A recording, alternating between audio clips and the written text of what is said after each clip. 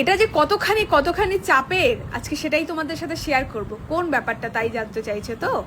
রাত 2টোর সময় ঘুমিয়ে ঘরের জল পরিষ্কার করে সকালবেলা চলে গিয়েছিলাম সেমিনারে। আজকে সেই গল্পই তোমাদের সাথে করতে এসেছি। চলো, তো তোমরা তো জানো সেদিন আমাদের সেমিনার হয়েছিল হাওড়া নক্স ব্যাংকোয়েটে। সকাল 5টায় উঠে বেরিয়েছি স্টুডেন্টদের ডিমান্ডে। আমার ছিল ফার্স্ট লট, স্টুডেন্টরা আমার জন্য ওয়েট করছে সব ফোন হাতে, আমার এন্ট্রি হবে। এদিকে আমি জল খেয়ে যাচ্ছি।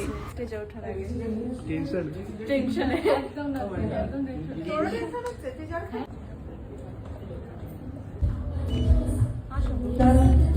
ওকে সামনে মডেল এটি নিচে আস্তে মাঝখানে একটু রাস্তাটা ছেড়ে দেবে।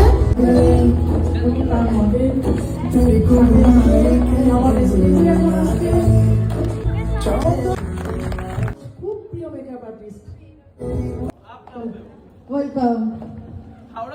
স্টেজে ওঠার সাথে সাথে উত্তরীয় পরিয়ে বরণ করে নেওয়া হলো, তারপর কাজ শুরু করলাম। আসলে সেমিনারটা অনেকে ভাবে যে খুব ইজি একটা জিনিস, এটা এমন একটা কি ব্যাপার, বা কি ভালো কি সুন্দর হেঁটে হেঁটে ঢুকছে, কিন্তু ব্যাপারটা যতটা সুন্দর ঠিক ততটাই চ্যালেঞ্জিং, ততটাই কঠিন।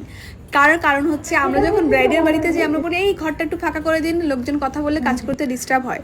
কিন্তু এটা তোমার এমন একটা স্টেজ, তোমাকে এখানে দাঁড়িয়ে পারফেক্ট কাজ করে বেরোতে হবে। তার সাথে সাথে যারা স্টুডেন্টরা এত দূর দূর থেকে এসেছে শুধুমাত্র তোমাদের কাছ থেকে শিখবে বলে, তাদের প্রত্যেকটা কোশ্চেনের উত্তর বা ডাউট ক্লিয়ার করে দেওয়ার দায়িত্বটাও কিন্তু সমানভাবে থাকে।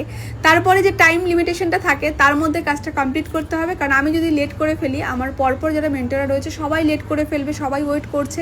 আর লেট হয়ে গেলে যারা দূর থেকে এসেছে সেমিনার জয়েন করতে, তারা কমপ্লিট করে বাড়ি যেতে পারবে না। তো এই সব মিলিয়ে মিশিয়ে প্রচুর চাপ মাথায় নিয়ে দাঁড়িয়ে হাসি মুখে সেখান থেকে পারফরমেন্স করে বেরোনোর নামই হচ্ছে গিয়ে মেকআপ আর্টিস্ট। তো সেটাই সেদিন সত্যি খুব চ্যালেঞ্জের ছিল, কিন্তু আমি তারপরে চেষ্টা করেছি যতখানি হাসি মুখে করা যায়। কিন্তু আমি স্টেজ থেকে নামার পরে আমার মেয়ে বলছে, মাম্মাম তুমি এত হাসোনি, তোমার এত কি টেনশন ছিল। টেনশনটা যদি আমি ওকে বোঝাতে পারতাম। করলাম কাজটা, আমি কি তোমাদেরকে একটু হলেও কিছু শেখাতে পেরেছি,